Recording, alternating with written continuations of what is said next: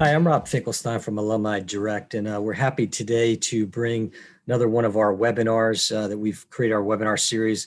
When we started Alumni Direct, our vision was to find as many ways as we can to help alumni and just throughout their lives, through businesses, et cetera.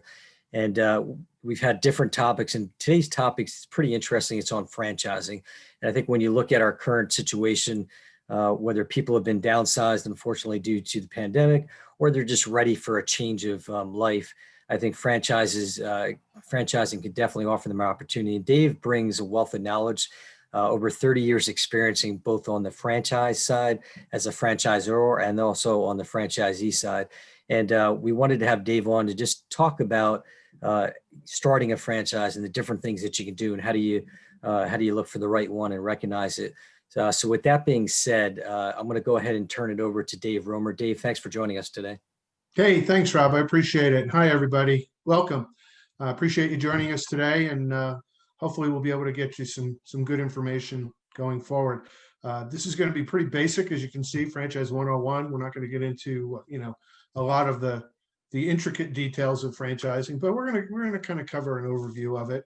Our objectives today are, as you see here, develop an understanding of the franchise industry. How big is it? Why franchise? What's the process? Discuss what makes a good franchise, what makes a good franchisee as well, and share what you need to know before buying a franchise. There's a lot of key information that you really need to know before you sign on the dotted line, as it were.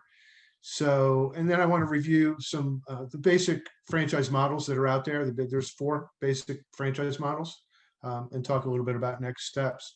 So before I get into that, a little bit more about me. As Rob said, 31 years in franchising, probably dating myself a little bit, but that's okay. I'm an old guy.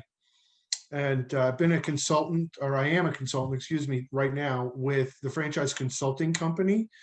And so, we have about 300 or so, maybe a little more than 300 different franchises in all kinds of different industries that we work with, and we're able to place people in. So it's a lot of good companies that we place franchisees with.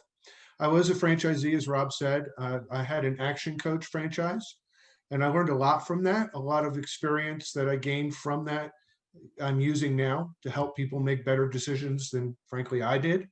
I'm one of those that like many of us, learn from our mistakes, and I have to make those mistakes myself in order to learn from them. I try to learn from other people's mistakes sometimes, but I'm a lot better at learning from my own than I am learning from other people's. I also worked for a lot of major franchise companies, as you see here. I'm not going to go, they're listed. And then, I've been in the restaurant business for a number of years. I actually ran a region of 26 restaurants. So, having run some businesses and helping hundreds of small business owners also, by sharing that experience. And it's just been a lot of fun for me throughout my career, working with mainly franchisees. So that's what I love to do. And then, a little bit about my education as well.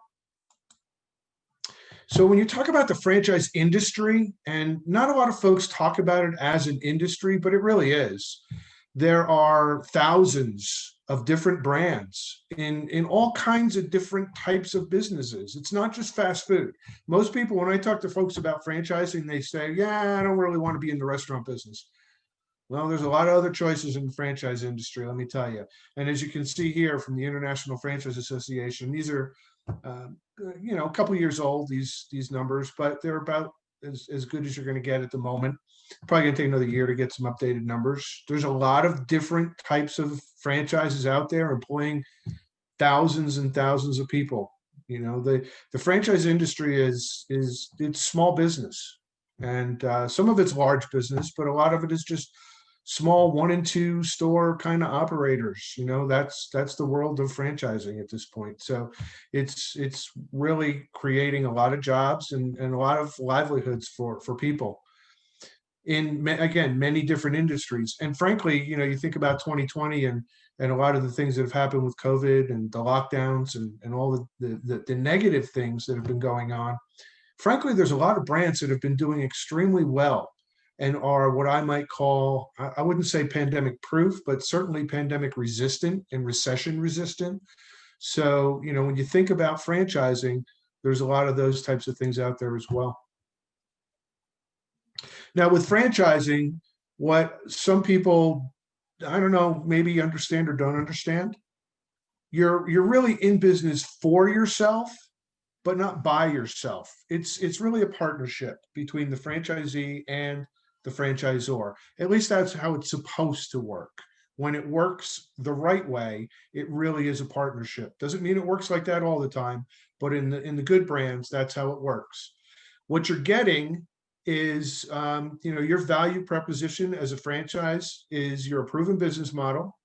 You are getting franchise support in a lot of different areas: marketing, sales, IT, operations. And you should be getting that support because, frankly, that's what you're paying for on an ongoing basis.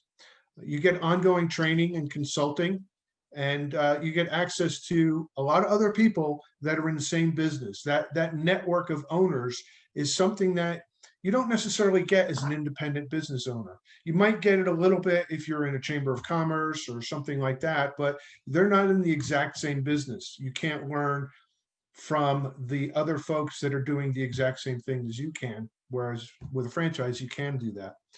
So that gives you the ability to achieve your goals, and whatever those goals are, whether you're looking for, to be the driver of your own success. And again, today, as Rob mentioned earlier, and having been one of them that got laid off due to COVID, I get where a lot of people are.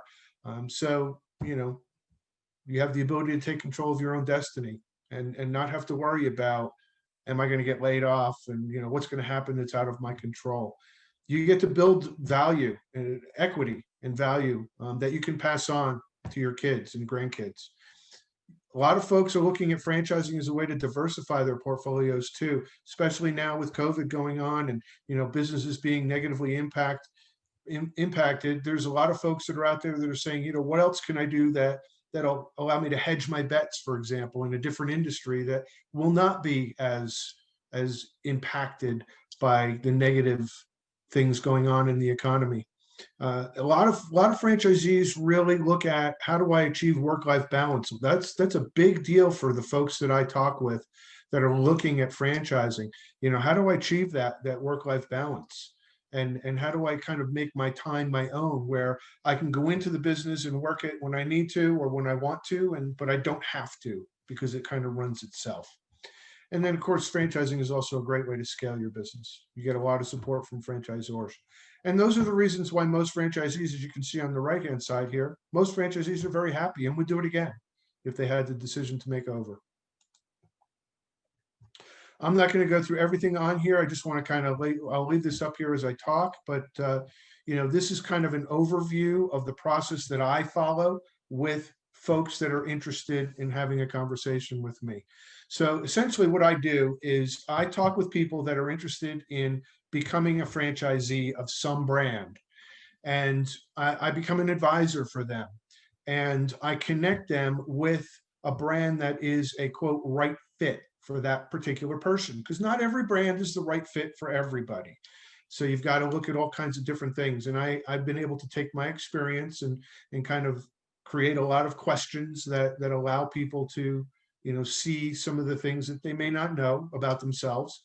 And then it helps me also to make recommendations about what's the right kind of a business for you. I do all that, by the way, kind of like a real estate agent for a buyer. When you buy a house, you hire a real estate agent to help you find the right house. And when you buy that house, you're not paying the real estate commission. The seller pays the commission. Well, it's the same kind of thing here. You don't pay the commission. When you pay your initial franchise fee, that franchise company pays my commission. So, I'm working for you essentially for free, in a sense. Anyway, what I do is I take all this information and I put it all together and I make recommendations, usually a handful of recommendations to you about different types of businesses and different brands that'd be a good fit for you. We then do some initial research. You go on the internet, you do some, you look at their website, and you look at, you do a Google search and you find out what you can about them just in general. you usually don't find out a lot about them at that point. If there's any brands that you think you want to learn more about, I connect you with those companies, and then you have an initial conversation with them. If all that continues to go well, we continue to dive deeper and deeper and deeper at every stage of the way. We touch base constantly, generally about weekly, maybe a little more, maybe a little less, depending on what your needs are. And we kind of walk through the process of becoming a franchisee. There's due diligence that needs to be done. There's conversations with the franchisor. There's validation by talking to other franchisees, which is a really critical step. You're going to get recommendations from the franchisor about, hey, you want to talk to this franchisee and this franchisee. Well, you're going to have a list of every single one of their franchisees. And what I tell my folks is, call whoever you want on that list. Don't just call the people that the franchisor recommends, right? You got to call as many people as you want and just randomly pick some names and call them. That way you get a really good feel. You're not going to hear great things from everybody because nothing is 100% in life, but you're going to get some good feedback, and hopefully you're going to get some more good feedback than you will negative feedback. So you'll go through that process. You will attend a discovery day where you'll meet their management team, and you'll learn more about the brand, and meet everybody in the key positions that you would eventually start working with. And then if everything goes well all through that, then you sign on the dotted line and you become a franchisee, and they help you get your unit open and you start your business, and things go really well. And then I continue to to follow up with you at that point. I'm not going to just go away and you'll never hear from me again. I want to find out how you're doing. I have a vested interest in your future at that point. So that's in a nutshell, that's the process. Lots of different goals that you can have, really for getting into business. And again, if you're going to get into business, personally, I think franchising is the best way to do it. For all the reasons that I stated earlier, you get a lot of support. You're buying a known commodity. You're gonna essentially have a lot of people that are there to really help you through the valleys and help you celebrate your peaks as well. So there's lots of different reasons for you to want to do that. As you can see, there's a couple of samples here, and again, you got to look at the product, the service, what it is that they're offering, how resistant are they to recessions and pandemics and things that are going to negatively impact the business. And again, there's a lot of those out there, to be honest with you. Some of the service businesses, I'll talk about that in a little bit, but a lot of the service businesses actually are doing very, very well through 2020. They're having their best years. You want to talk with franchisors that have really high quality marketing and operational support. That's a real key. And frankly, the brands that I work with all have that. And if they start to fall off and they start to, not support their franchisees the way they should be, then we have a tendency in the franchise consulting company to drop those people off our list, because we don't want to work with franchisors that are not going to treat their franchisees well. We want to work with the best of the best. So out of the 4,000 or so that are out there, we only work with about 300, 350. We're picking the cream of the crop. And there's reasons for that. So again, you want to also make sure that when you talk with other franchisees, you're getting a lot of good feedback. You're probably going to get, as I said, some not so necessarily great feedback, but that's to be expected as well. And then, you want to look at the industry and what's going on. Now, here's an interesting piece. And this is something that a lot of people don't realize, but not everybody makes a good franchisee. Franchising is not for everyone. If you are very entrepreneurial, if you are very independent minded, you're probably not going to make a great franchisee. So the best franchisees really have, in addition to the right amount of capital and that kind of stuff, which goes for, for anything really, you really need to possess these primary characteristics. Growth mindset. So you're constantly trying to grow the business. You can never save yourself to success, right? You've got to make sure that you're managing your costs and keeping them within the prescribed parameters. But the only way to be really successful is to continue to look at growing your business. How do I get more business tomorrow than I had today? You want to cultivate that ownership perspective. A lot of folks that I work with have never owned a business. And when you look at it, it's really a lot different than being an employee. There is nobody else that is accountable when you're a business owner. It's you. And you have to be prepared for that. You can't just kind of say, well, somebody else. No, you're it, right? The buck stops with you. And so you have to understand that. You have to be prepared for that. You have to be willing to work on your business, not just in your business. So, and there's a lot of things that are involved with that as well. You don't want to buy yourself a job. And I will tell you, I have worked with a lot of those people, frankly, that end up buying themselves a job because they're constantly working in their business. They're doing the technical aspect of their business on a daily basis. And you can't do that if you're an owner. You got to be willing to work on the business. You got to go out and network and meet people and do all the things that you need to do to grow your business. And if you're working in the day-to-day, so if you're in a construction business and you're hammering nails every day, you're not growing your business. All you're doing is hammering nails. So the last thing is really, you have to be the type of person that likes process and likes following a prescribed way of doing things, because that's what a franchise is. You're buying the operating system that the franchisor has created. And if you're not willing to follow that system, then you're not going to be a good franchisee. You're not going to do well in that system.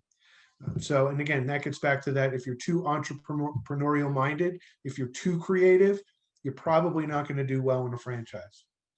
So, there's a lot of things here. Again, you don't necessarily need to have experience in the industry. Your franchisor is going to do a lot of training and is going to continue to work with you and develop to the point where you need to understand what goes on. Not that you're necessarily going to be doing it every day, but enough so that you can train your team and make sure that they're following the proper procedures. You do have to know it to that extent. And then the last piece here is you got to make sure that you have enough liquid capital. And that's part of what I do as well, is to make sure that I don't put you in a franchise where, you're going to be really right at the limit of your capital. You need to make sure that you have enough to sustain you, because not every business has sales from day one. And we'll talk about that here in a little bit as well. By the way, if you have questions as we're going through this, please type them in the chat and we'll get to them in a little while. All right, so key document. Every franchisor by law has to have a franchise disclosure document. And there's some key things that are in that document. It's hundreds of pages typically is the FDD. It's probably 400, maybe 500 pages. So there's key things in there. Item 3 is always going to be litigation. You want to make sure that you check that out and make sure that, you're looking at, do they have any litigation? And if so, what is it? And are franchisees suing them? Are they suing their franchisees? What's all that about? Look at item 6, which is, all their fees that they're charging that you're going to end up paying as a franchisee. Item 7 is another key piece, which is, what's it going to cost you? What's your initial investment total going to be? And it's broken down for each item. Item 19 is the real, in my opinion, the real key. What is the typical franchise make? What are their average sales? What are their average costs? That type of thing. Not every franchise will have an item 19. Some of them are frankly too new to have an item 19, in which case you will absolutely get that information from the other franchisees when you do validation. But most have an item 19 in them. And there's actually some talk by the Federal Trade Commission of requiring an item 19 for any franchisor that's been in business for more than a year. Item 20 is where are their stores, where are their outlets, where are their locations, and who are the franchisees and how do you get in touch with them? That's where you're going to go to get the contact information so that you can start calling and validating with franchisees. And then item 21 is the financial statements for the franchisor. Obviously, you want to make sure that you've got a franchisor that's not going to go out of business anytime soon, right? They have to be financially healthy themselves in order to be able to support you. So you don't want to join a franchise that's struggling in that sense. So that's a key piece of data. Hey, Dave, quick question for you that's come across. Sure. What considerations do you take into account when choosing a franchise? Ask me that one more time, Rob. What considerations should you take into account when choosing a franchise? Okay, so there's actually a number of them. One is, what do you like to do? What do you enjoy doing on a daily basis? So if you are, if you enjoy talking with people, then you probably want to get into a business where you're going to be dealing with the public on a regular basis. You're maybe going to be doing a lot of sales. So, you're going to be out doing a lot of networking. If you're not that type of person, then you probably want to do a business where it's more of a retail type business where you're not going to have to go out and do a lot of sales and a lot of networking, maybe some, maybe a little bit, but not dependent on that. What are your skill sets? What are you really good at? Are you good with your hands? So, if you're like, I'm talking to some folks right now that really enjoy working with cars. So we're talking a lot about the automotive type of businesses. Not that they're going to be working on cars, but they're going to be doing some training and they're going to have some knowledge and some experience with that and be good at it enough to train other people to do it. You don't want to become I don't know, you don't want to go into the donut business if you're not good with your hands, because you're going to be working with your hands to be creative and make donuts. So those are some of the things that we talk about. We talk about hours of operation. Are you okay with a 24/7 business? Do you want to be in a Monday through Friday, 9 to 5 type of business? Are you okay with working weekends or being available to work on weekends? All of those types of things are important. And then, of course, the financial aspect of it. How much do you have to invest? And how much is this particular franchise going to require you to invest? And how much can you finance? So those are some of the things we talk about.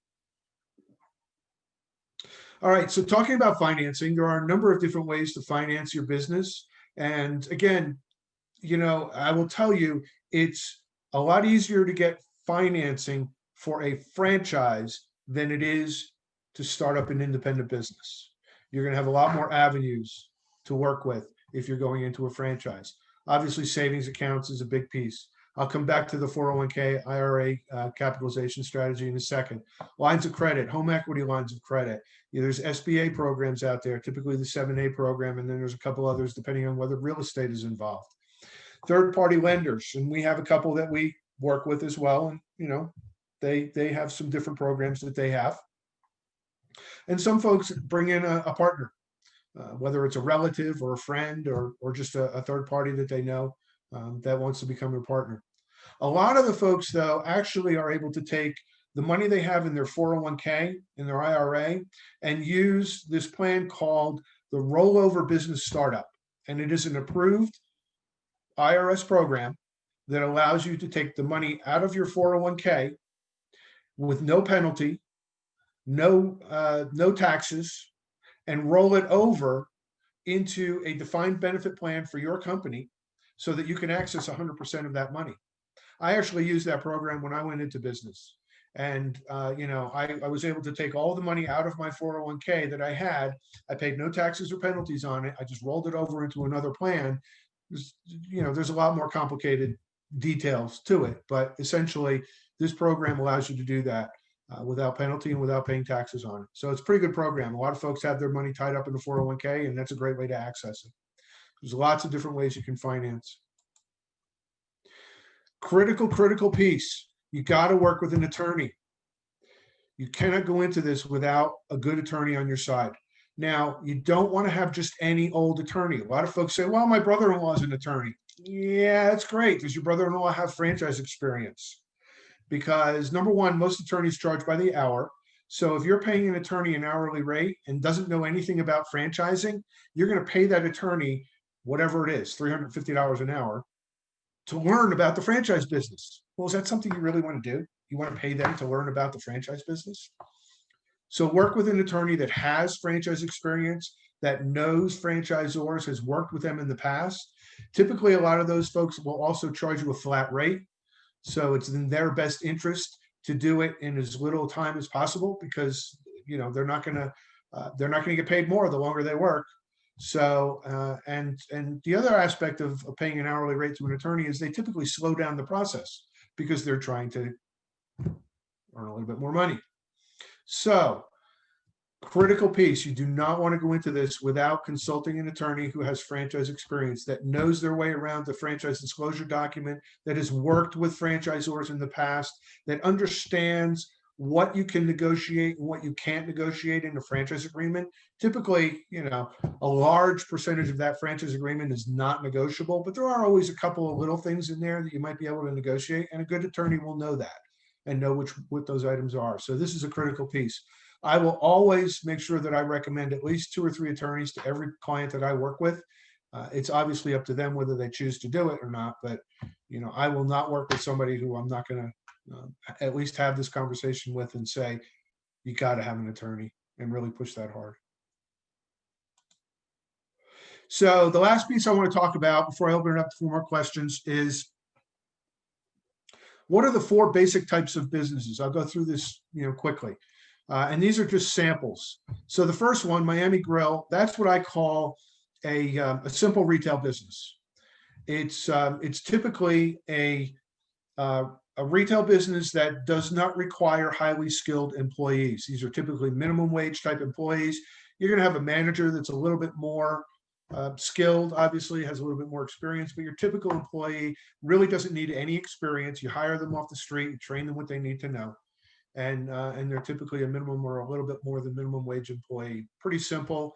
You know, in terms of the investment, it's you know, it can be high depending on whether real estate is involved and you know what the rent is, and there's equipment involved and that kind of thing. But typically, it's of the 2 retail types of businesses, this one is a little bit lower investment. The other one, going over to Meineke, that's a little bit more of a complicated retail business. The main difference between that and a Miami Grill is the type of employee that you're working with is a little bit more skilled, right? You got to have somebody who knows how to fix a car, change the oil, you know, reline the brakes, you know, et cetera, versus somebody who's just coming off the street and doesn't know how to do anything. So the training curve is a lot longer, right? Because they've got more to learn and it's a little bit more skilled. And typically the investment is going to be a little bit bigger, although some of these companies have really got their model down where, you know, they've gotten the investment way down on some of them. The other 2 on the bottom are what I would call service businesses. So the first one, Comfort Care on the bottom left, that's an example of a B2C, a business to consumer type service business. And there's thousands of them like that. This is just one example. So this is where you're actually going to go out and you're going to sell directly to the consumer. So Comfort Care, for example, you're going to go out and you're going to talk to people that need to do something with their mom and dad, or, you know, whoever happens to be in the family. They need to find a solution as, you know, assisted living facility or something like that. And so you're going to go direct to the consumer, and that's who your customer is going to be. Again, most of those businesses, this is probably the out of all 4, this business takes the least amount of investment. It does take longer ramp up time. So you've got to be capitalized to be able to support yourself while you're gaining enough business to break even. But you know, the initial investment is typically a lot lower. The final kind is also a service business, but it's a B2B, a business to business. So you're not dealing directly with the consumer, you're dealing with other businesses. Office Evolution, for example, is shared office space. That's one of those places where you go into an office building and, you know, there's a common receptionist, but all the different offices on the floor are all these little small businesses, and they're renting space.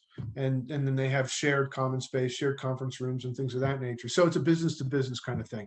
Typically, it's a little bit more of an investment than a Comfort Care would be. But again, it's a service oriented business. You're actually going out and soliciting other businesses to come rent, in this case, from you. So those are the 4 different types of businesses. And again, just depends on what you're looking for. So that's it. Those are really the things that I wanted to talk about today. I will tell you that, you know, here's my contact information if you want more information, if you want to have a one-on-one. Anybody who wants a free book, The Franchise MBA, got it right here. Well, can't see it. Yeah, there you go. I will happily send you a free book. That'll tell you a lot more detail about what we just talked about. And then we can have some one-on-one conversation. Yeah, that'd be great. And actually, we do have some more questions that came across, Dave. Yeah, please. Well, I'll kind of fire away. Let me share my screen. And what kind of marketing plans should people have? I'm not sure I understand the question. Like to go into franchise business and developing a marketing plan, for that franchise. Is that something that's all handled by the franchisor? Is that something that they need to come up with themselves? In the particular market, how does that work? So you want to have a business plan, and part of that business plan will be, your marketing. But frankly, the franchisors that I work with that are typically really good franchisors, they will work very, very closely with their especially their new franchisees to help them get established. So a lot of them do national marketing. A lot of them, you will pay a marketing fee and you will get a lot in return for that. A lot of them also will kind of work with you one-on-one to figure out where your customers are and help you figure out how to go get them. You're going to have to actually do the footwork and go out and do the networking and knock on doors or, whatever it happens to be. But, they'll help you figure out what the strategies are. And then, a lot of them will even start with you, executing a couple of those strategies and then make sure that you got, you're doing well with it and then turn you loose. The other aspect of it is, especially on the service side of things, a lot of the franchisors that I work with in the service industry have call centers, and they will do a lot of the initial lead qualification. So you're not actually having to go out and get cold leads and maybe do cold calling. They've got a call center that does all of that for you. And then when you get a lead, it's a warm lead. It's somebody who they've already spoken with and that is somewhat interested. And then you just need to kind of take it from there and close the deal. So that's really good. A lot of franchisors are doing that more and more all the time. So hopefully that answers the question. Yeah, that's great. And then what about what determines is if a franchise fails? Like what would cause a franchise to fail? Well, there could be a lot of reasons, but the main reason why franchises fail is, and I'm gonna back up a second. The main reason franchisees fail is because they're not following the system that the franchisor has laid out. And frankly, that they've bought. I mean, when you buy a franchise, you're buying the operating system. This is how you do business. Well, if you don't follow that, you're increasing the chances that you're going to fail. I mean, the franchisor has already proven that the system works. And so, and they've proven it time and time again. They've proven it themselves initially. And then every franchisee that has come after that has succeeded has proven that system works again. So if you come in and you don't make it, it could be location driven. I mean, in certain retail businesses, you might just pick a bad location. But in the service industry, it's because you're either not doing what you need to do on a daily basis, you haven't hired the right people, you're not pounding the pavement enough. I mean, it's pretty well self-driven at that point. And one thing I like you said, you talked about consulting and people coming to you to really determine what's the best franchise for them. If you're looking at new franchises that come out, let's say a brand new franchise concept versus maybe existing one, I guess let's take it one. If they were in the same industry, would you steer away from the new one, or what would you look into from that standpoint? No, not necessarily. Some people will just naturally steer away from that, and that's fine. I have no issue with that. I mean, if they're not comfortable, then we're not going to move forward with that brand. My clients that I work with, they've got to be comfortable with whatever we're doing. And if they're not, we'll talk through it and I'll try to learn a little bit more about, what is it that's causing the discomfort. But at the end of the day, it's their decision. Now, if it's me, I wouldn't necessarily steer away from it because it's a new concept or a new brand, because the concept itself is not new. in your example, Rob, you mentioned that there's another brand that's been doing it for a longer period of time. This particular brand is just new at it. Well, the concept's already been proven, right? With another brand. Yeah. So you got to look at this particular brand that you're talking about, this new brand, and what is it about them that is good? How much experience do those people have in the industry? A lot of times what will happen is the people that started this new brand have experience with that competitor. And now they've moved over to kind of start a competing business. And so, doesn't mean that they're not good at what they do. It just means that, it's going to take a little longer to maybe establish the name brand, but the concept is proven. The other aspect of it is a lot of times with an older established brand, there's no territory available. They're sold out. And so a newer brand is going to have a lot more territory, and you could probably get a bigger territory if you wanted it. And they're probably going to cut you a better deal too, because they're new and they're trying to establish themselves. So there's pluses and minuses to everything. Are there still people going after, like, say, the McDonald's of the world, or are those pretty hard to come by? McDonald's are pretty hard to come by. Some of the biggies in the fast food world are kind of hard to come by. But there's a lot of great brands out there that,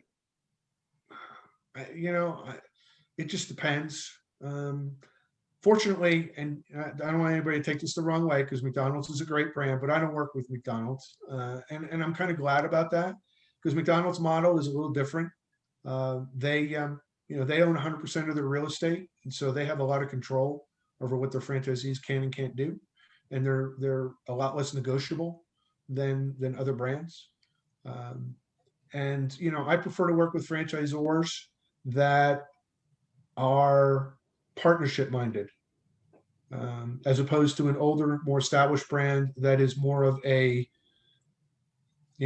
we've been doing this a long time. We know what's right. We're not, you do it our way or the highway, basically. There's a lot of brands out there that are really want to work with their franchisees and believe that everybody has good ideas. We just got to figure out how to work it into our system. So innovation happens in franchises. Doesn't happen the same way, but it happens. And a lot of the best ideas, frankly, have come from franchisees. Great. And then one last question. Do you find that people own multiple concepts, like the same owner? Yeah, absolutely. It happens. It's happening more and more, actually. So, and again, a lot of it has to do with, there's just stuff going on out there that we don't have any control over. So, folks have gotten into businesses that, and no one could have predicted what was going to happen in 2020, right? And so a lot of these businesses got negatively impacted, and we all know about the bars and restaurants. That's the big one, but there's other businesses out there that have been negatively impacted.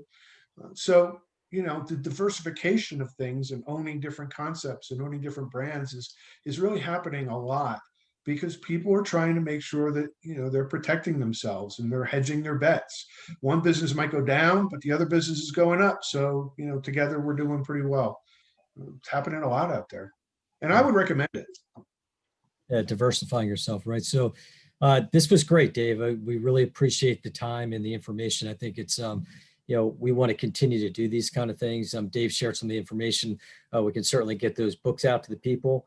And, for on the side of Alumni Direct, you can find us at myalumnidirect.com.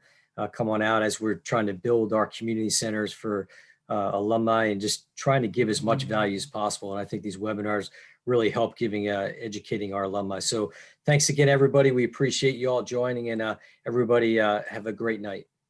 Thanks, Rob. Appreciate the opportunity. Take care, everybody. You too. Bye-bye.